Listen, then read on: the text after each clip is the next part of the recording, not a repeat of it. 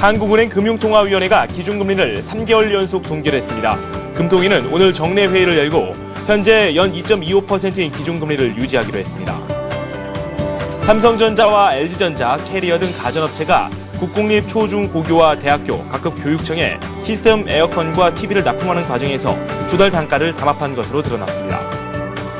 서울과 수도권의 대형 빌딩 공급이 늘어나면서 강남 등 주요 빌딩에 빈 사무실이 늘고 있습니다.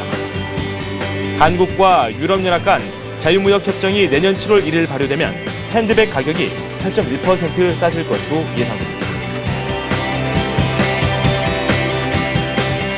네, 라스트 성공 전략 2부 시작하도록 하겠습니다. 동시효과 때 주가가 한층 더 올라왔습니다. 코스피와 코스닥 모두 1% 넘게 상승을 했는데요.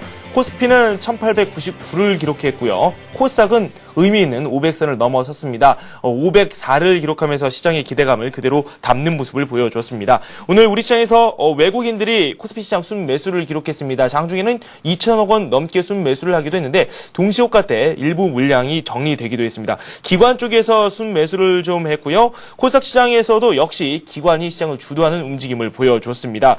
오늘 프로그램에서는 2천억 원 넘게 순매수가 들어오면서 동시효과 때 갑자기 물량이 쏠리는 모습이 나타났습니다. 구체적인 시장 소식은 잠시 후에 한번 살펴보도록 하겠습니다. 시황센터 연결합니다. 김보람 아나운서와 함께하겠습니다.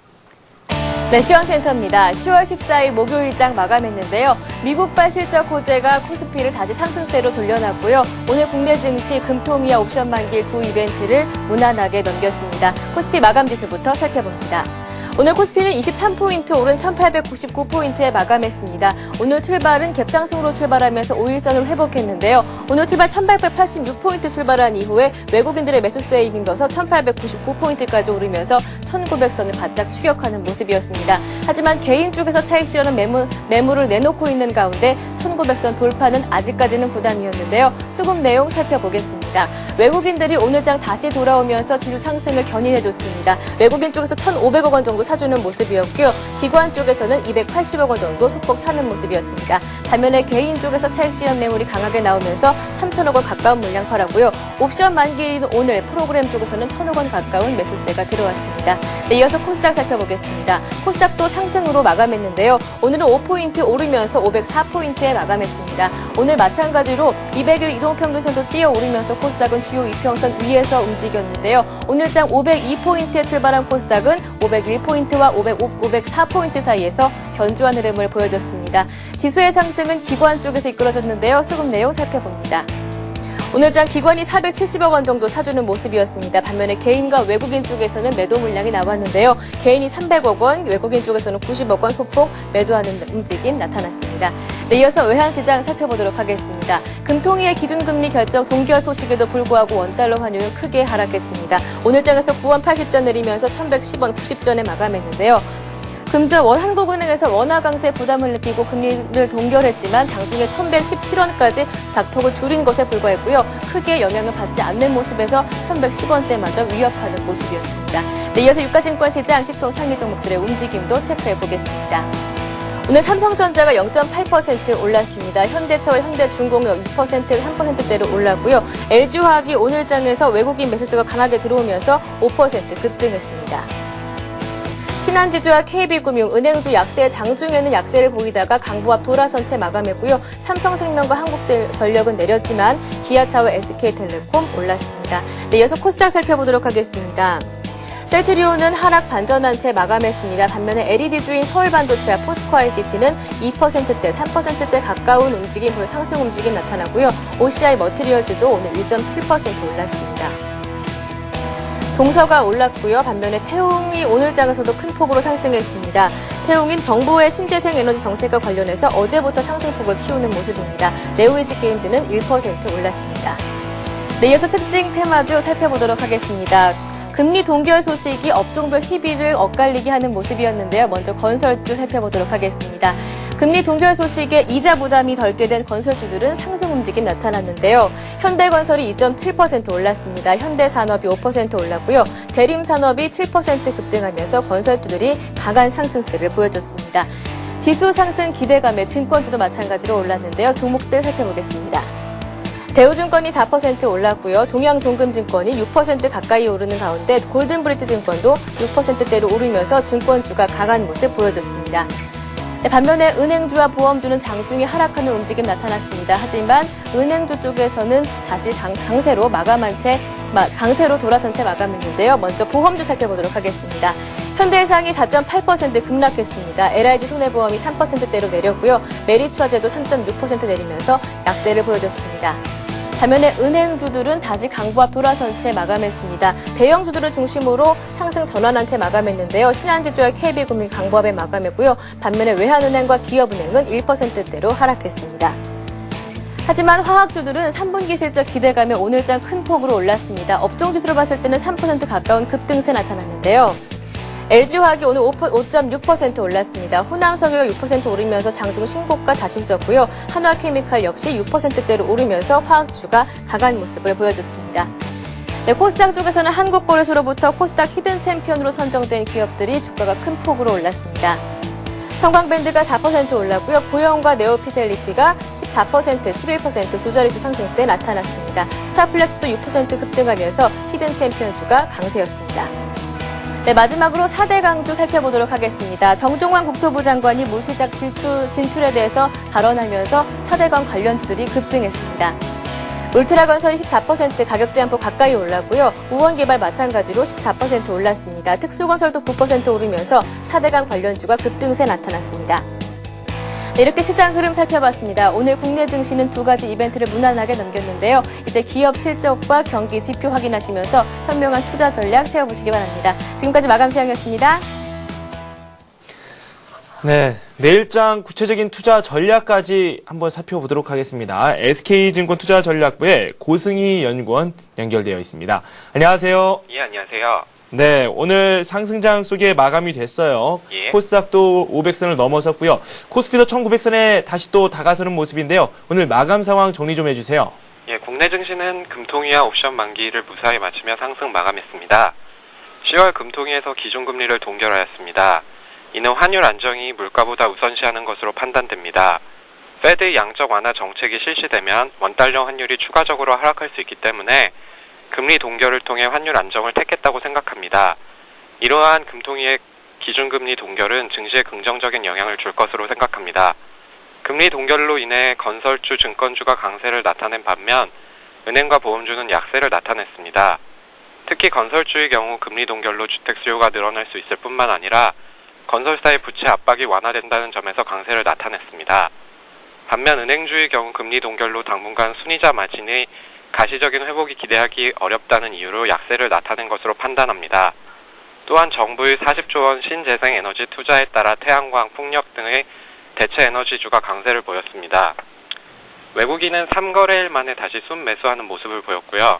연기금 역시 매수세에 동참을 하며 증시를 끌어올렸습니다. 지난 2거래일간 외국인은 국내 증시를 순매도하였지만 이는 차익 실현 물량으로 판단되고요. 규모의 차이는 있겠지만 글로벌 유동성 확대로 외국인의 매수세는 지속될 것으로 판단됩니다. 네, 오늘 수급 이야기를 마지막으로 좀 해주셨어요. 외국인들이 매수를 했다라는 말씀을 해주셨는데 네. 이에 못지않게 프로그램 순매수 쪽도 관심이 가거든요. 예. 좀 출렁일 수도 있을 것 같다. 앞에서는 좀 전망을 듣기도 했었는데 계속해서 매수 기준을 유지했어요. 프로그램들의 매수, 이 부분은 어떻게 해석할 수 있을까요? 예, 오늘 프로그램 매수를 보면요. 차익에서 600억 정도 나왔고요. 네. 비차익에서 1,700억이 나와서 총 2,300억의 프로그램 순매수가 나와서 증시를 끌어올렸습니다. 이는 옵션 만기일에 대해서 사람들이 이제 눈치 보기 장세를 펼쳤다가 금통위의 불확실성이 사라지고 그리고 연준의 추가 양적 완화에 대한 기대감에 따라 주식을 좀 더 보유하는 전략을 선택한 걸로 판단됩니다. 네. 일단은 우리 증시 코스피 같은 경우는 1900선에 다시 한번 다가서기도 했는데 코스닥 쪽도 상당히 눈길을 끌죠. 500선 참 오랜만에 올라왔어요. 지지를 받는 게 상당히 중요한데 코스닥 전망은 어떻습니까? 일단 확인되지는 않았지만 코스닥 긍정적으로 보고 있습니다. 그 이유는 지난 코스피가 1800에서 1900까지 올라갈 동안 대형주 위주의 장세가 펼쳐졌는데요. 네. 이제 대형주가 이제 상당히 가격 부담이 있는 만큼 코스닥의 중소형 주들의 이제 주목을 해야 될 때가 아닌가 생각을 하고 있습니다. 네. 그 중에서도 이제 반도체나 IT 쪽의 부품주에 집중을 할 필요가 있다고 생각을 하는데요. 네. 그 이유는 이제 기업들의 재고를 쌓는 측면에서 기업들의 투자는 계속될 것이고요. 네. 그에 따라 이제 장비주들에게 수혜가 되지 않을까 하는 이유에서입니다. 네. 그렇다면 코스피 못지않게 코스닥 쪽도 앞으로 좀 전망이 괜찮다 이런 뜻인가요? 예, 그렇습니다. 네, 알겠습니다. 해외 변수들도 한번 저희가 잘 짚어봐야 되겠죠. 오늘 밤 집중해서 저희가 지켜봐야 될 것들 어떤 것들이 있을까요? 예, 오늘 밤에는 미국 9월 생산자 물가와 8월 무역 수지가 발표됩니다. 9월 생산자 물가는 전월 대비 0.1% 상승, 전년 대비 3.7% 상승할 것으로 전망이 됩니다. 지금 미국의 경우 디플레이션에 대한 우려가 있기 때문에 물가 지표는 주목해야 할 것 같습니다. 특히 내일 밤에 있을 미국 소비자 물가는 전년 대비 1.2%로 예상하고 있는데요. 만일 1%를 하회하는 수준으로 나온다면 연준의 양적 완화에 대한 기대는 더욱 커질 수밖에 없을 것입니다. 결과적으로 경제 지표는 그렇게 심각할 정도로 나쁘게 나오지 않는 이상 주식시장에 미치는 영향은 제한적일 것이고요. 그것보다도 3분기 기업 실적에 주목해야 할 것 같습니다. 네, 일단 소비자 물가 쪽을 집중해서 살펴봐야 된다라는 말씀을 해주셨고 기업 실적 뭐 구글이라든지 이런 기업 실적들도 한번 잘 살펴봐야 되겠죠. 저희 내일 투자 전략 좀 세워주세요. 예, 시장에 대한 우상향 기조는 여전히 유효하다고 생각합니다. 특히 3분기 기업 실적이 시장의 기대를 충족시킨다면 전고점을 돌파하고 추가적으로 상승할 수 있다고 생각합니다. 다만 가격 부담이 있는 상황 속에서 지수의 상승 속도는 점점 둔화될 것으로 생각합니다. 따라서 3분기 실적이 양호한 종목을 중심으로 투자 전략을 세워야 한다고 생각을 합니다. 또한 앞으로 있을 중국의 15차 5개년 계획과 미국 중간선거 이슈로 부각되는 원자력, 풍력, 태양광 등 대체 에너지주에도 관심을 가져야 한다고 생각합니다. 네, 코스피 쪽 업종 질문 하나 더 드리도록 하겠습니다. 오늘 건설업종의 흐름이 상당히 좋았는데 추세가 이어질 수 있을지 그 부분이 좀 궁금하네요. 어떻게 생각하십니까? 일단 건설업 같은 경우에는 2008년 이후로 계속 떨어지는 모습을 보였고요. 이제 최근 들어서 반등하는 모습을 보이고 있는데요. 네. 그 이유는 이제 실적에 대한 기대감과 대형주 같은 경우에는 이제 해외 수주가 본격화되고 있기 때문입니다. 제 개인적인 생각으로는 건설주 수급 측면에서 상당히 양호하고요. 앞으로도 추가적으로 상승할 가능성이 있다고 생각을 합니다. 네, 일단은 오늘 좀 상승세가 나왔는데 그렇다면 내일이라도 한번 참가를 하는 거에 대해서는 어떻게 생각하세요? 일단 외국인의 수급을 먼저 살펴보고요. 네네. 그리고 중소형 건설주는 사실 엄청나게 급등을 했습니다. 네. 그렇기 때문에 가격 부담이 있기 때문에요. 중소형 건설주보다는 대형 건설주로 들어가는 것이 바람직하지 않나 생각합니다. 네, 외국인 수급을 한번 잘 살펴보고 중소형보다는 대형 건설사 쪽이 낫고 그리고 좀 조정을 받으면 들어가는 게 더 좋겠죠? 예. 네, 알겠습니다. 이렇게 해서 SK증권 고승희 연구원과 함께 오늘장 마감 사항과 함께 내일 투자 전략까지 짜봤습니다. 두 말씀 고맙습니다. 예, 감사합니다. 네, 잠시 후 뉴스가 이어집니다.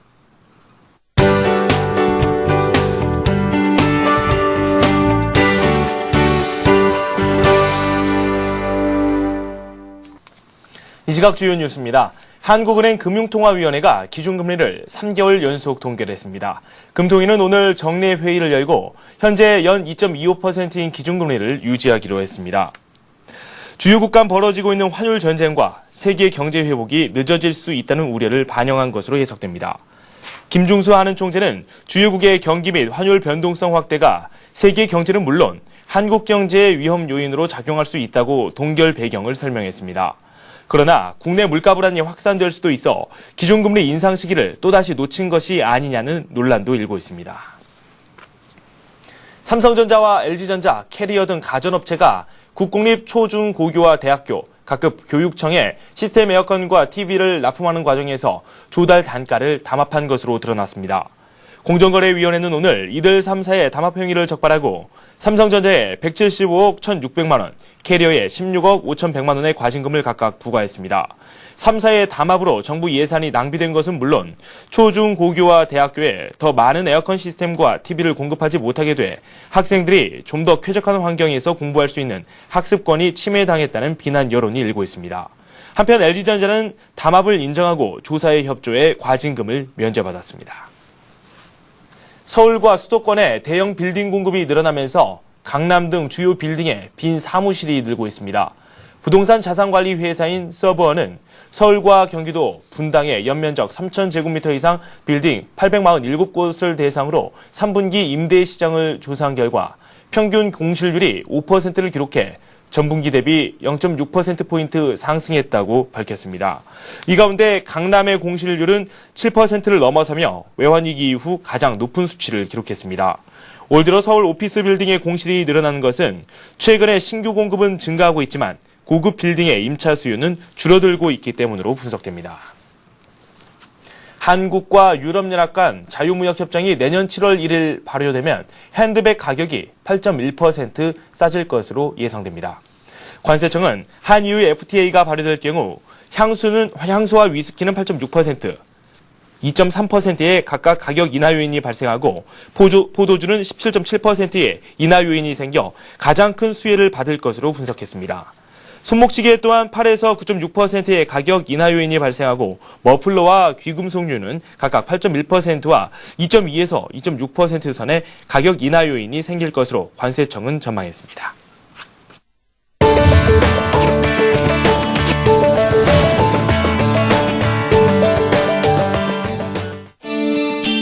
증권금융 뉴스입니다.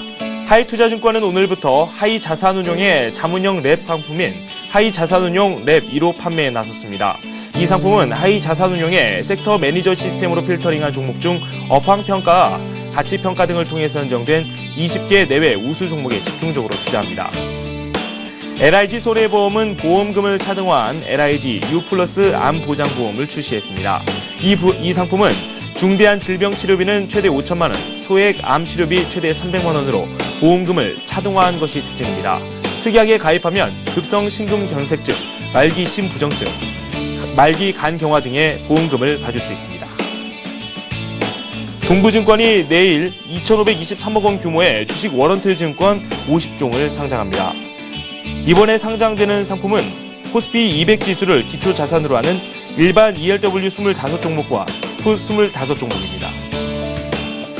국산차의 가격 상승과 고급 수입차 증가 등으로 자동차 보험의 건당 대물 배상액이 100만 원에 육박하고 있는 것으로 나타났습니다. 보험개발원에 따르면 자동차 보험 교통사고 한 건당 대물 배상액은 2000년대 들어 매년 증가해 올해는 4월부터 7월까지 평균 96만 원을 기록하고 내년에는 100만 원을 돌파할 것으로 예상됩니다. 네, 우리 증시가 상승 마감했고요. 이 코스닥 쪽이 1% 넘게 오르면서 500선을 다시 수복했습니다.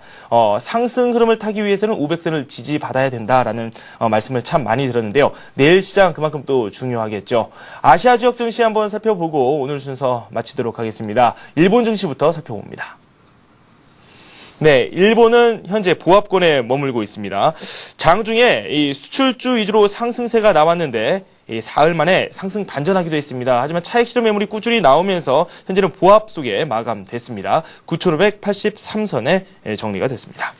중국 증시도 한번 살펴보도록 하겠습니다. 중국이 사상 최고 수준의 외환 보유고 그리고 또 신규 대출 증가가 나왔다는 소식이 전해지면서 은행주가 상승을 견인했습니다. 이 때문에 1.4% 오르면서 현재는 2,901선을 가리키고 있습니다. 3,000선에 한 걸음 더 다가섰고요. 오늘로서 6거래일 연속 상승세를 걷고 있습니다. 오늘 순서 여기까지입니다. 시청해주신 여러분 고맙습니다.